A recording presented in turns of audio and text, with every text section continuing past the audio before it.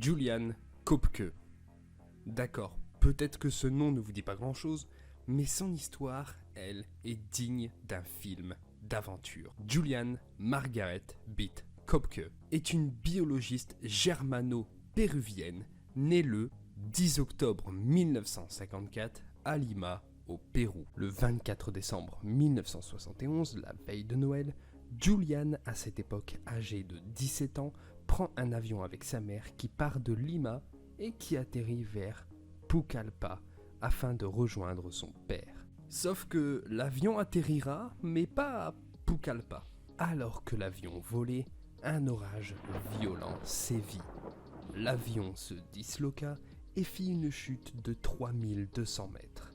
Julian sera la seule survivante de ce crash. Elle est ressortie de cet accident avec une fracture de la clavicule, une entaille à son bras droit, l'œil droit tuméfié, mais surtout seule dans la forêt amazonienne qui est tout simplement la plus grande forêt du monde. Après l'accident, lorsque Julian reprit ses esprits, son premier objectif fut de retrouver sa mère. Mais elle n'y arrivera jamais. Sa seule nourriture à proximité, c'était que quelques friandises qui se trouvaient à bord de l'avion, mais pas de quoi la faire tenir plusieurs jours. Alors que Julian cherche des survivants, elle tombe sur un cours d'eau qu'elle décide de suivre. Car son père lui avait appris que suivre un cours d'eau ramène à la civilisation. Heureusement, ce cours d'eau lui permit de se désaltérer. Malheureusement, Julian dort très peu à cause des insectes qui la piquent de partout. Les piqûres finissent même par s'infecter.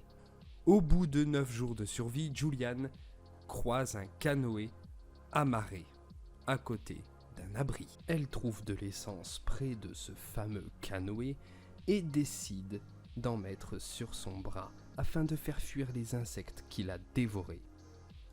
Julian est quand même une femme au grand cœur, puisqu'elle aurait tout simplement pu prendre le canoë et s'en aller avec, sauf que non, elle n'avait pas envie de le voler et préféra attendre plusieurs heures afin de rencontrer les fameux propriétaires du canoë. Des bûcherons vont arriver quelque temps après et soignent Julian. Le lendemain, les bûcherons emmenèrent Julian à un dépôt de bois en attendant un pilote pour pouvoir l'emmener à un hôpital. Si vous souhaitez mieux connaître Julian ainsi que son aventure, je vous conseille de regarder le documentaire sorti en 2000 réalisé par le très célèbre Werner Herzog.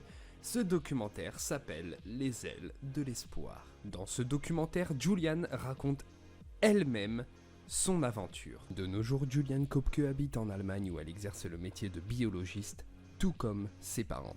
De temps en temps, elle retourne au Pérou et elle fait de temps en temps un tour du monde pour raconter son aventure.